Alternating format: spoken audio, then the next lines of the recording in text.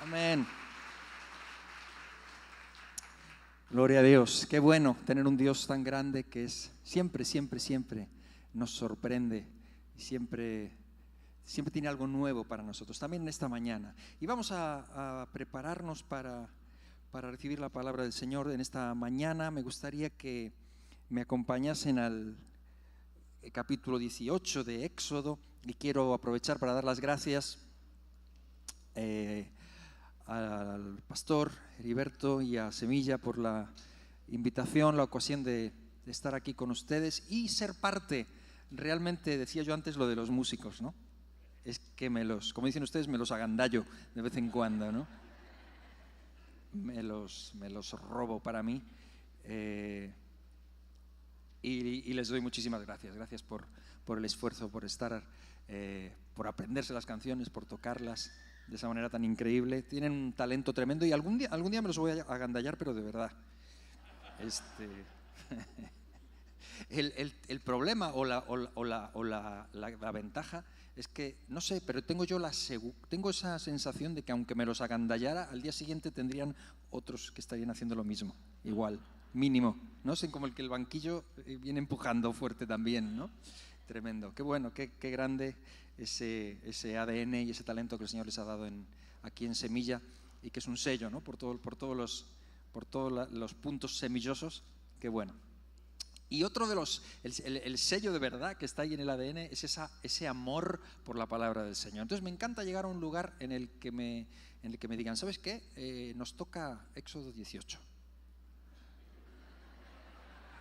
Porque no llegas a un lugar y te dicen, no hablo así como que lo que quieras.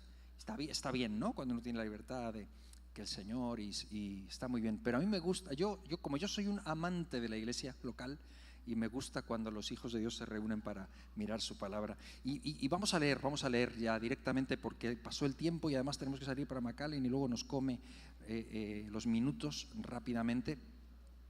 Entonces vamos a leer en Éxodo 18. Yo leo la Reina Valera, no sé cuál leen ustedes. Sí. ¿Está bien? Ok. Pues entonces voy a leer también de la Reina Valera. Éxodo 18. No hago introducción, leemos directamente. Ustedes ya vienen de corrido y saben todo lo que hay antes de esto. Oyó Jetro, sacerdote de Madián, suegro de Moisés, todas las cosas que Dios había hecho con Moisés y con Israel su pueblo, y cómo Jehová había sacado a Israel de Egipto. Y tomó Jetro, suegro de Moisés, a Séfora, la mujer de Moisés, después que él la envió, y a sus dos hijos. El uno se llamaba Gersón, porque dijo, forastero he sido en tierra ajena. Y el otro se llamaba Eliezer, porque dijo, el Dios de mi padre me ayudó y me libró de la espada de Faraón. Y Jetro, el suegro de Moisés, con los hijos y la mujer de éste, vino a Moisés en el desierto, donde estaba acampado junto al monte de Dios, y dijo a Moisés, yo, tu suegro Jetro, vengo a ti, con tu mujer y sus dos hijos con ella. Y Moisés salió a recibir a su suegro y se inclinó y lo besó, y se preguntaron el uno al otro cómo estaban, y vinieron a la tienda. Y Moisés contó a su suegro todas las cosas que Jehová había hecho a Faraón y a los egipcios por amor a Israel, y todo el trabajo que habían pasado en el camino y cómo los había librado Jehová. Y se alegró Jetro de todo el bien que Jehová había hecho a Israel al haberlo librado de mano de los egipcios. Y Jetro dijo, bendito sea Jehová que os libró de mano de los egipcios y de la mano de Faraón, y que libró al pueblo de la mano de los egipcios. Ahora conozco que Jehová es más grande que todos los dioses, porque en lo que se ensoberbecieron prevaleció contra ellos. Y tomó Jetro, suegro de Moisés, holocaustos y sacrificios para Dios, y vino a Aarón y todos los ancianos de Israel para comer con el suegro de Moisés delante de Dios. Y aconteció que al día siguiente se sentó Moisés a juzgar al pueblo, y el pueblo estuvo delante de Moisés desde la mañana hasta la tarde. Viendo el suegro de Moisés todo lo que él hacía con el pueblo, dijo, ¿qué es esto que haces tú con el pueblo? ¿Por qué te sientas tú solo y todo el pueblo está delante de ti desde la mañana hasta la tarde? Y Moisés respondió a su suegro, porque el pueblo viene a mí para consultar a Dios. Cuando tienen asuntos vienen a mí, y yo juzgo entre el uno y el otro y declaro las ordenanzas de Dios y sus leyes. Entonces el suegro de Moisés le dijo, no está bien lo que haces. Desfallecerás del todo tú y también este pueblo que está contigo, porque el trabajo es demasiado pesado para ti, no podrás hacerlo tú solo. Oye ahora mi voz, yo te aconsejaré y Dios estará contigo. Está tú por el pueblo delante de Dios y somete tú los asuntos a Dios. Y enseña a ellos las ordenanzas y las leyes y muéstrales el camino por donde deben andar y lo que han de hacer. Además, escoge tú de entre todo el pueblo varones de virtud, temerosos de Dios, varones de verdad, que aborrezcan la avaricia, y ponlos sobre el pueblo por jefes de millares, de centenas, de 50 y de 10. Ellos juzgarán al pueblo en todo tiempo, y todo asunto grave lo traerán a ti, y ellos juzgarán todo asunto pequeño. Así aliviarás la carga de sobre ti, y la llevarán ellos contigo. Si esto hicieres, y Dios te lo mandare, tú podrás sostenerte, y también todo este pueblo irá en paz a su lugar. Y oyó Moisés la voz de su suegro, e hizo todo lo que dijo. Escogió Moisés varones de virtud entre todo Israel, y los puso por jefes sobre el pueblo, sobre 1000, sobre 100, sobre 50 y sobre 10. Y juzgaban al pueblo en todo tiempo. El asunto difícil lo traían a Moisés, y ellos juzgaban todo asunto pequeño. Y despidió Moisés a su suegro, y éste se fue a su tierra. Amén. Amén, hasta aquí la palabra del Señor. Vamos a orar. Señor, gracias porque nos permites leer, Señor, tu palabra. No hay tesoro más grande que tu palabra, Señor. Gracias porque ella sola nos habla ya, Señor, nos dice tanto. Y te doy gracias por tener esta libertad de poder profundizar en ella y mirar, Señor, los tesoros escondidos en ella. Abre nuestros corazones, nuestra mente, y unge mis labios también, Señor, para poder compartir esto y que sea útil y de provecho para cada uno de nosotros y práctico en nuestras vidas. En el nombre de Jesús te lo pido. Amén. Amén, mis hermanos. Pues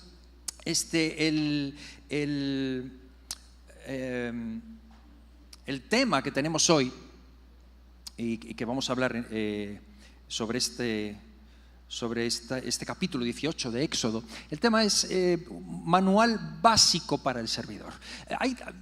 Mientras estoy leyendo ahora, hay tantos detallitos, hay tantas cositas en las que se pueden entresacar. Pero me gustaría que bajo este título, manual básico para el servidor, podamos ver el objetivo de esta lectura, que no es más que considerar 5 puntos fundamentales para el buen desempeño de la vida de un siervo de Dios.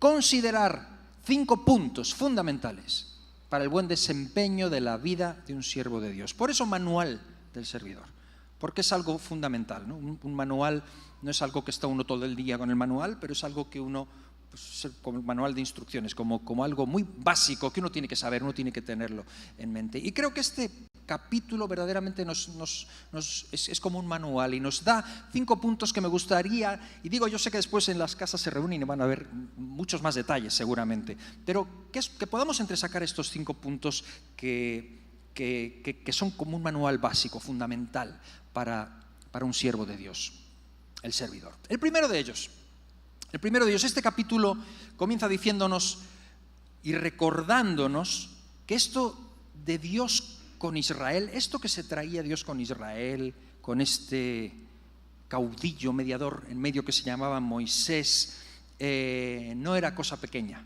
Se estaba empezando a hacer grande, tan grande que empezó a ser conocido. Empezó a escucharse, y piensen que no había Twitter, no había Instagram, no había manera de comunicarse. O sea, para que Jetro, un señor que vivía en el desierto, para que Jetro escuchase y llegase a su oído, debió ser porque esto se estaba empezando a hacer un rumor demasiado grande, hasta el punto que le llegó a él. Cuando llegó a él ya había pasado por otras bocas y por otros oídos. Se estaba empezando a escuchar, porque cuando Dios hace algo es visible. Cuando Dios hace algo se expande solo. Cuando Dios hace lo que Dios levanta, Dios lo sostiene, Dios lo multiplica, y Dios empieza a hacer mucho más allá. No es por talento, es por Él. Cuando Él verdaderamente está en algo, empieza a ser muy evidente. Y aquí es Jetro. Jetro llega a escucharlo hasta el punto que viene a verlo, ¿no? Entonces es justo que nos detengamos. Yo creo que este punto, capítulo 18, es un punto en el que se detiene a recordar todo lo que Dios ha hecho con Moisés. Y esto yo lo llamaría el primer punto fundamental, es el ministerio.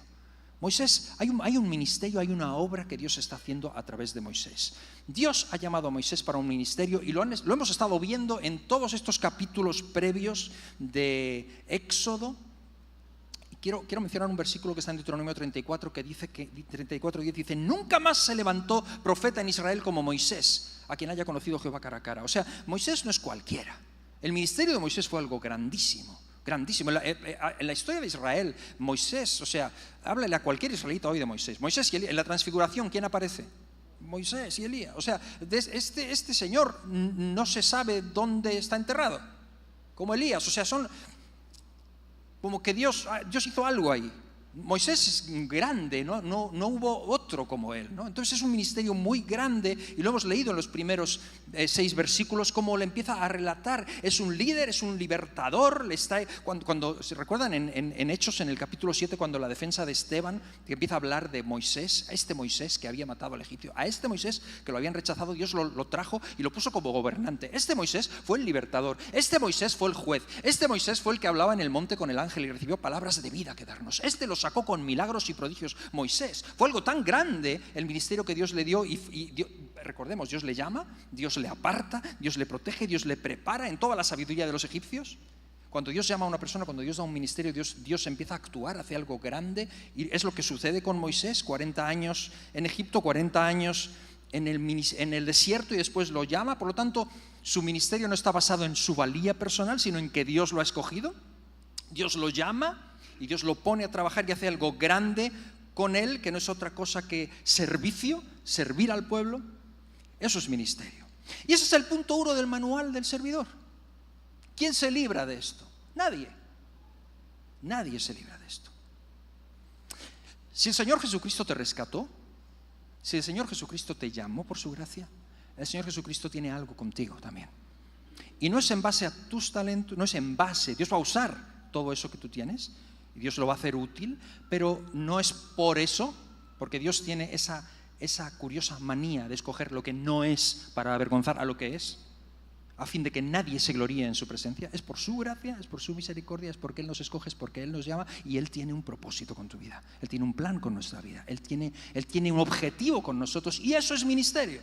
Y vivir sabiendo que fuimos salvados y rescatados, no solo para disfrutar un día en su presencia, sino para servir, para ministrar. Aquí ministrar no es gobernar, es servirle a Él, y servirle a Él a través de nuestro servicio a las personas. Esto es lo que Moisés hizo, y esto es lo que él había entendido perfectamente, y su ministerio abarcaba diferentes etapas. Fue líder político, fue líder espiritual, fue un proveedor de necesidades. En Mara lo vemos, con las aguas amargas, con el maná, con el agua de la roca, la guerra contra Amalek, tantas cosas en las que el sacarlos de Egipto fue espiritualmente un líder para ellos, el mediador de Dios, un ministerio tremendo. Y es lo primero que tenemos que entender en este manual. Si Dios nos salvó, si Jesucristo nos salvó y nos rescató, es para que no vivamos para nosotros, sino que vivamos para Él, para que sirvamos a los demás. Ese es el primer punto en el manual. Vivimos para Él, vivimos para servirle a Él. Vivimos para servir a su gente, vivimos para el propósito que Él tiene, el plan que Él tiene marcado para nosotros. Y esto es el comienzo de este capítulo, es una recapitulación, porque es lo que Dios ha estado haciendo con Moisés hasta aquí. Y es muy evidente, y nos lleva directamente al segundo punto, porque es tan evidente lo que Dios está haciendo, que se produce un fenómeno, y es que Jetro lo oye, es impresionado por lo que está pasando, hasta el punto de que se desplaza para verlo con sus propios ojos. Esto se llama testimonio, es el segundo punto. Testimonio. Moisés no solo tiene un ministerio, Moisés tiene un testimonio hacia afuera. El ministerio es hacia la gente a la que le está sirviendo, para lo que Dios lo rescató, pero hay un mundo exterior que lo está mirando, que lo está viendo. Y esto es muy importante. A veces hay personas o cristianos que nos centramos solamente en la labor, en el ministerio, pero el testimonio está por los suelos. La gente de fuera no ve como para que sea gloria a Dios, sino más bien vituperio a veces. Y gran ministerio, pero testimonio a medias. Moisés tiene tal testimonio que Jetro lo oye, se impresiona, y se impresiona tanto que maravilla, es famoso, se hace famoso Moisés, pero Jetro no se conforma con lo que escucha, sino que quiere verlo. Y ahí se vuelve peligroso. Porque cuando el inconverso siempre, ¡ay, qué buena persona, a mí sí me gusta! Pero cuando se empieza a acercar para ver un poquito más de cerca, a ver si es verdad, a ver qué es lo que hay, qué triste, ¿no? Cuando se acerca y descubre que lo que había oído no es tanto como pensaba, sino que hay... ¡Wow! Pero Moisés tiene un testimonio firme y un testimonio limpio delante de Dios. El segundo punto, no solo tiene ministerio, tiene testimonio. Y cuando Jetro viene, Vemos el comportamiento. ¿Cuál es el testimonio de Moisés? Vemos su comportamiento. Dice el versículo, y no quiero volver a releerlo todo para no tomar más tiempo, pero vemos que lo recibió, lo besó, lo saludó, que es educación para empezar. Porque hay veces que somos tan espirituales que con la gente del mundo ni hola. Lo besó, lo respetó, se inclinó, salió a recibirle. Eso ya es testimonio. Después dice que le preguntó ¿cómo estás? Un interés genuino. ¿Cómo estás? No empezó, no, conviértete porque nosotros somos el pueblo. No, ¿cómo estás? ¿Cómo estás? Se interesó por él. ¿Cómo te va? ¿Qué estás haciendo? ¿Qué necesitas? ¿Estás bien? Se interesó genuinamente por él, le preguntó y le hizo pasar a la tienda. No dijo, bueno, ahí te veo vamos a quedar en un punto neutro. No, pasa a mí, mira, puedes ver, aquí estamos. Entró, le enseñó todo. Jetro no se quedó en la oída, como dice Job, de oídas, ahora mis ojos te ven, ¿no? Empezó a ver lo que había. Y después de saludarlo, después de interesarse por él y de ser educado y de mostrar el amor que Jesús mostraba por la gente, después dice que empezó a contarle todo, la palabra, empezó a dar la palabra. Porque mi hermano, cuando entramos en contacto con la gente tenemos que amarlos, tenemos que estar por ellos, tenemos que servirles, tenemos que acercarnos, pero hay un punto en el que ya tiene que brotar. Tiene que brotar, es como Pablo en Atenas, ¿no? Que les empieza el Dios no conocido y empieza a hablarles de sus poetas y de tantas cosas, pero llega un punto en que ya tiene que hablarles de la resurrección de Cristo, que es cuando le dicen, bueno, ya te escucharemos otro día, ¿no? Por más vueltas que le dé, al final tiene que llegar. ¿No? Cuando hablo con alguien, con un compañero del ministerio, un hijo del Señor, cuando ya pasa el tiempo y ya pasa del saludo y pasa ya del cómo está tu esposa y cómo están tus hijos y sigue, y son 2 horas y son 3 horas y nada más que hablamos de si la conversación solo es deportes y hobbies y placeres y no hay nada más, la palabra tiene que brotar. Y Moisés solo no puede hablar de otra cosa. Te tengo que decir lo grande que soy, el ministerio te tengo que decir lo que Jehová ha hecho. Lo que Jehová ha hecho. Y eso produce, no es que yo tenga, fíjate, es que soy tremendo, es que estoy liderando, mira, tengo ya 2 millones de personas. No, tengo que decirte lo que Dios ha hecho. Pablo dice en 2 Corintios 4:5, no nos predicamos a nosotros mismos, sino que predicamos a Jesucristo como Señor y a nosotros como siervos vuestros, por amor de Jesús. El resultado es que Jetro se alegró tanto y llegó un punto en el versículo 10 y 11 y 12 que llega un reconocimiento, no sé si llamarlo conversión o qué, pero al menos es un reconocimiento, porque Jetro llega al punto en el que efectivamente no le queda más que reconocer. Ahora reconozco que Jehová es Dios, lo tengo que reconocer. Y Jetro es un tipo medio raro, medio oscuro. No sabemos muy bien del sacerdote de Madián, muchísimas cosas así medio tenebrosas o raras de Jetro. Algunos dicen, hay leyendas, es conocido con otro nombre en el Corán como un profeta. Hay una tradición que dice que tiene hasta 7 nombres diferentes que se manifestaban de diferentes maneras según el día de la semana. Era un sacerdote de Madián. Pero llega ahí, ve a Moisés, ve lo que hay y dice, yo reconozco que Jehová es Dios. No me queda otro. Luego no sé qué haría con su vida, pero el tipo vio lo que había y tuvo que reconocer. Eso es testimonio auténtico. Entre estos 2 puntos, entre ministerio y testimonio, hay un tercer punto, que es el que me gustaría abordar ahora. Hay un elemento escondido que quizá no es tan llamativo, pero que el relato no lo esconde y nos lo muestra. Es el tercer punto y es la familia. Moisés tenía una familia.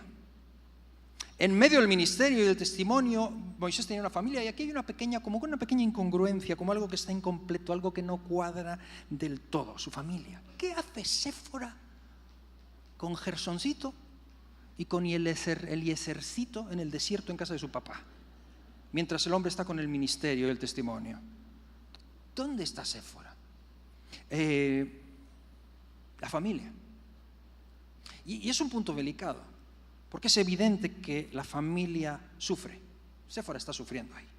Hay un punto raro ahí. Es como inevitable.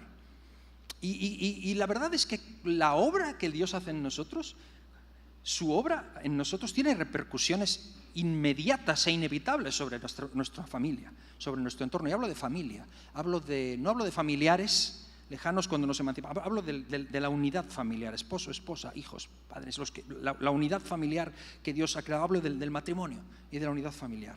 El cambio que se produce en Moisés es tan grande que afecta a su familia. Afecta a su familia directamente. El hombre tiene 2 hijos y les pone, ¿qué nombres les pone? Gersón, ¿qué significa qué? Porque fui forastero. O sea, le pone el nombre de lo que está pasando. No puede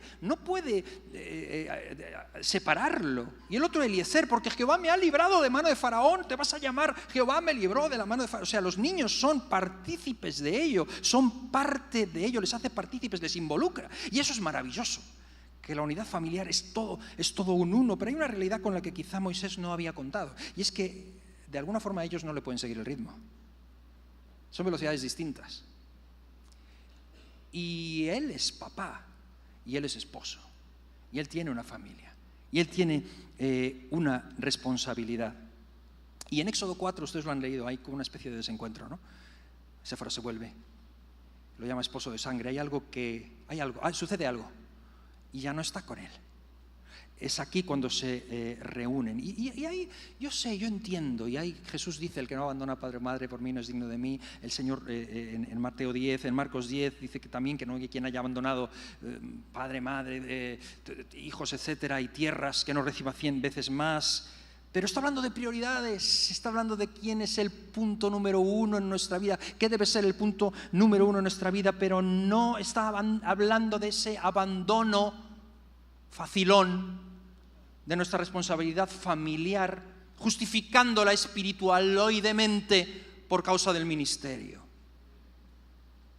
Aquí se nos está enseñando, el hombre tiene una esposa, el hombre tiene unos hijos, el hombre tiene una responsabilidad. Y sí es cierto que el ministerio afecta y trae repercusiones, pero no nos justifica en que abandonemos el cuidado que Dios nos ha dado en nuestra familia. Yo creo con todo mi corazón que mi primer ministerio es la familia. Hablábamos de esto ayer precisamente, y yo doy gracias al Señor también, igual que el pastor Heriberto. Hablábamos del matrimonio. Qué misericordia ha tenido el Señor con nuestras vidas. Yo doy gracias al Señor si algo me salió bien en la vida fue el matrimonio. Yo digo, me salió muy bien. No pude encontrar otra persona. Y hablábamos de esto, qué aval tan tremendo es saber. Yo digo, yo no quiero, es muy difícil juzgar a Moisés o criticar al hombre, al grande, ¿no? No estoy hablando de eso. Pero yo digo, no sé, a veces personas o siervos que pretenden tremendo ministerio, tremendo testimonio, y la familia, pues ya tan ruptura. Yo no quiero juzgar a nadie. Cada vez, cuanto más aprendo, menos juzgo y más lloro, mi hermano, de verdad. Pero yo hablo de mí, ¿ok? Si mi familia se rompiese, si mi matrimonio se rompiese, yo me bajaría. Yo personalmente, yo no podría. Porque sentiría que contradice lo que estoy diciendo, lo que estoy tratando de predicar. Entonces, lo que quiero decir aquí, y lo que creo que es una enseñanza importante en este capítulo, es que a lo mejor puede ser y yo no digo que no, Moisés es el gran hombre de Dios aquí, y tuvo un desencuentro con la esposa, y tuvo ahí un tiempo, eso puede suceder, eso sucede, y yo creo que no hay matrimonio en el que no existan desencuentros, y que no existan disputas, y que no existan momentos de tensión, y de que tú para allá, yo para acá, ¿entienden? Yo estoy enamoradísimo de mi esposa, pero hay veces que vuelvo a casa por la noche no porque esté muy enamorado, sino porque vivo allí.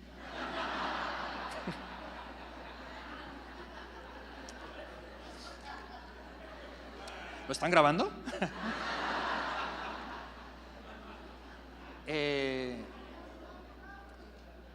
¿Quién no tiene una situación? Pero lo que quiero decir es que si Dios te llamó, si Él te dio un ministerio, Él te dio un testimonio, Él es un Dios de restauración. Y es tiempo de restaurar cosas, es tiempo de reunificar, porque eso glorifica su nombre, eso fortalece el ministerio, eso fortalece el testimonio, y eso es un punto básico en el manual del servidor. Nuestra familia es un aval poderoso para predicar la palabra de Dios. Y qué grande y qué triste, ¿no?, que ganemos a los de fuera y perdamos a los de dentro. Yo creo que el Señor nos da lo suficiente como para predicar su palabra y mantener lo que Él nos ha dado, que es nuestra mayor responsabilidad. Dios me va a pedir cuentas por eso. Dios nos va a pedir a cada uno de nosotros cuentas por eso. Ok, así que esto me lleva al 4 puntos. Y le voy a decir algo también, los que tienen hijos pródigos. Yo sé lo que es esto, yo también pastoreo una iglesia. A veces solo se puede orar y esperar, y volverán, y despertarán. Hay que confiar en el Señor. Dios es un Dios de restauración. Dios es un Dios de restauración que une familias, es parte de lo que Él hace en la vida de sus siervos. Ok, y esto me lleva al 4 punto, que es el error. El 4 punto tiene que ver con el error, con que un hombre de Dios, un siervo de Dios, una mujer de Dios comete errores. ¿Han conocido a alguien que no comete errores? Yo algunos. No hay quien los toque. Intocables, intocables de Nes. Son ahí, a un nivel que no llegan a... No existe eso, mi hermano. Puede ser Moisés, y aún así vas a meter la pata. Y eso es de manual.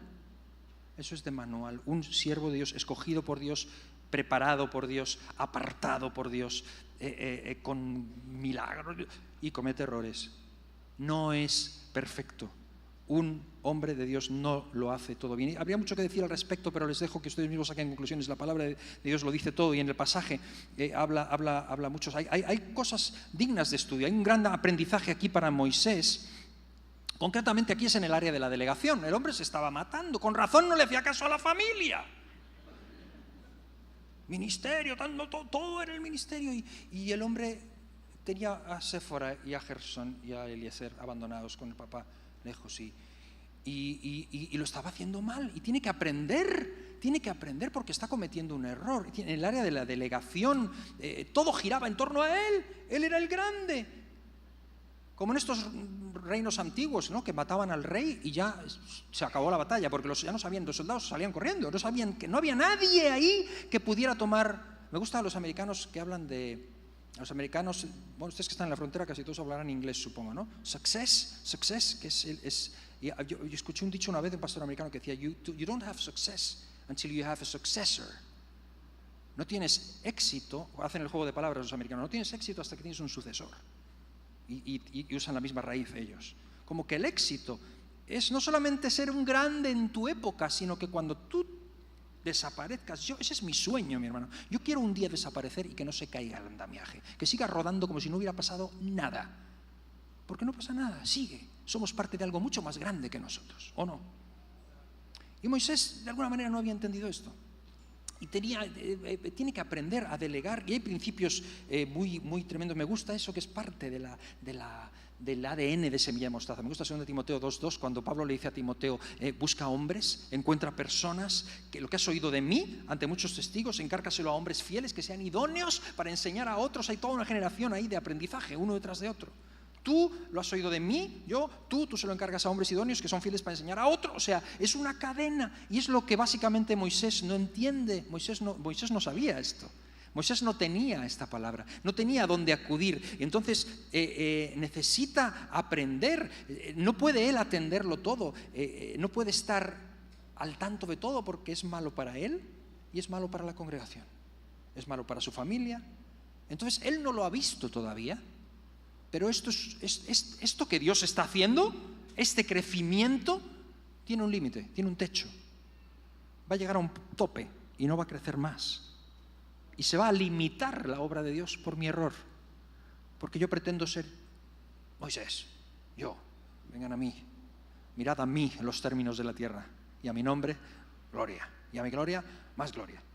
Probablemente no lo hacía así, pero la carga que tenía le impedía ver más allá de su propia nariz. Y necesitaba empezar a delegar. Y entonces aprende un principio de delegación fabuloso, que yo sé que ustedes practican en Semilla. Pero qué grande es eso de saber que Dios, aunque Dios nos dé algo grande, seamos capaces de comprender que somos parte de una cosa que se llama iglesia. Somos parte de un cuerpo. Y no todos somos ojo, no todos somos mano, no todos somos pie. Cada uno tiene un lugar, y en el que el Señor le ha puesto es necesario saber estar y estar conectado Y Moisés tiene que aprender esto y lo está haciendo mal, por lo tanto esto es de manual. Y esto me lleva al quinto y último punto. No se trata, no es, o sea, él sí tiene un ministerio, sí, él tiene un testimonio, sí tiene una familia, pero comete errores y como consecuencia, punto número 5, Moisés necesita consejo. Necesita consejo. Y este punto, que es el último, a mí realmente me bendice muchísimo porque veo varias cosas aquí. En primer lugar, el manual del siervo incluye este lugar para el consejo y nos vuelve a la casilla de salida.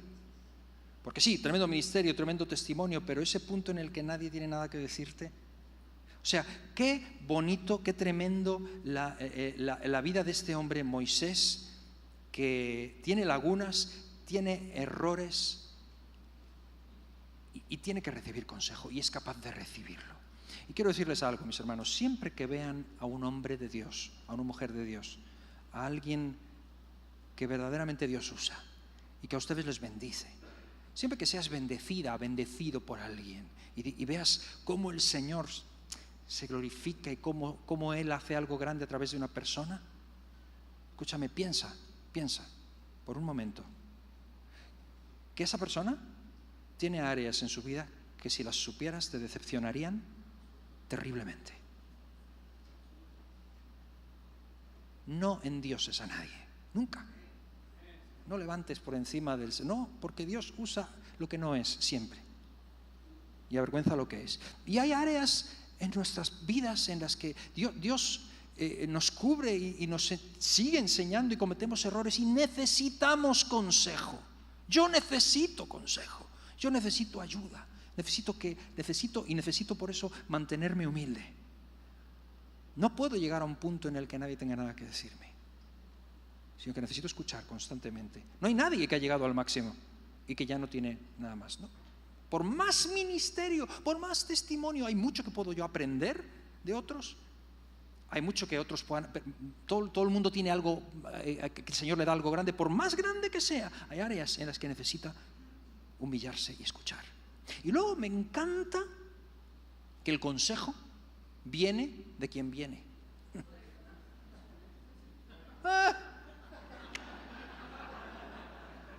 No, pero además pagano.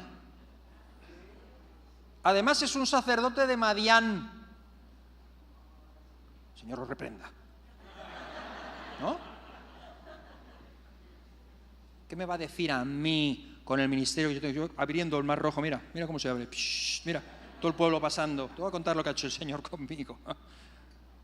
¿Quién eres? O sea, él viene a ver, viene a aprender, viene. Pues campeón, para empezar te trae a tu esposita. Aprende. Y luego lo ve actuar y le dice, no está bien lo que haces. No está bien. O sea que, porque ¿sabes qué pasa cuando queremos consejo? Pues nos vamos tomamos un avión, tomamos el presupuesto de la iglesia y nos tomamos un avión para ir a ver a Mr. Wonderful, que nos va a vender el libro de los 7 pasos para, ¿no? Porque él sí que... No, mi hermano, Jetro, sacerdote de Madián, pastorcito del desierto, que viene admirándolo, dice, no está bien. ¿Y sabe qué? Nos vuelve a poner en la casilla de salida. El más sabio no es el que lo sabe todo. El más sabio es el que es capaz de aprender del más tonto. El más sabio es el que puede sacar lecciones y aprender del más simple hasta del inconverso. Pero no lo ha hecho Dios así siempre. Estaba leyendo esta mañana Esdras capítulo 1. En el versículo 1 comienza diciendo: en el primer año del reinado de Ciro, rey de Persia, un pagano, despertó Jehová el espíritu de Ciro. Pues no había pueblo, no había nadie, estaban en la cautividad, no sé qué. Despierta Dios el espíritu de un pagano y se levanta Ciro, rey de Persia. Vaya usted a saber los dioses que tenía este hombre y pecados y cuestiones, yo no sé lo que tendría, pero lo despierta su espíritu y se levanta Ciro y dice: Jehová me ha dicho que edifique su casa, así que todos los judíos se levanten y vayan a edificar su casa. Es lo que tienen que hacer. Jehová es su Dios, edifiquen casa y que todo el mundo lo vea. Ciro. ¿Pero quién es Ciro? ¿Pero quién es Jetro? El suegro de Moisés. Terrible. Y Dios lo usa para darle una lección a Moisés increíble. Me encanta, y termino con esto, mis hermanos. Me encanta. Hemos comenzado con Deuteronomio 34:10, que dice: nunca más se levantó profeta en Israel como Moisés. ¡Qué hombre! A quien haya conocido Jehová cara a cara.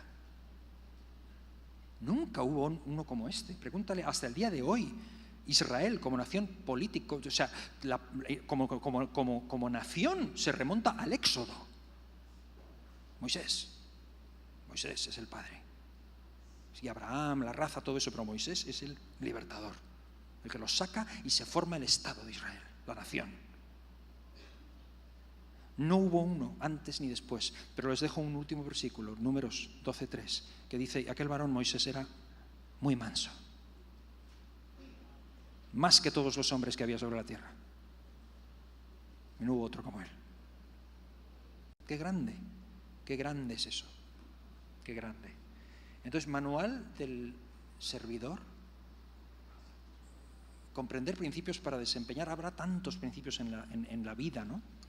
Pero este capítulo nos deja 5 muy claros: ministerio, testimonio, familia, errores y consejo. Y todos lo necesitamos. Y hay mucho detalle para desgranar ahí, pero qué grande, cómo Dios, este capítulo 18 es una joya ahí en medio. Es un detenerse, y Dios trae a alguien de fuera para hacer una obra entre ellos. ¿Y sabe cómo termina? Fueron felices y comieron perdices. El último versículo dice: y se despidieron, Jetro se volvió por su lugar y Moisés se fue por su camino. Ya. Es una gotita en medio del desierto, no vuelve a aparecer Jetro. Jetro se menciona ahí 3-4 veces en Éxodo, no hay más. No sabemos nada más de él. Reuel se llamaba también. No sabemos mucho más de él. Y podemos ponernos a investigar y mirar en enciclopedias a ver quién era este señor. Da igual, tampoco sabemos quién era Ciro o quién eran tantos que Dios ha usado, anónimos que Dios trae. Mantengámonos con el manual, porque Dios nos ha llamado para hacer una gran obra en este tiempo. Amén. Ok, pues vamos a terminar dándole la gloria al Señor. ¿Ok? ¿Estamos bien?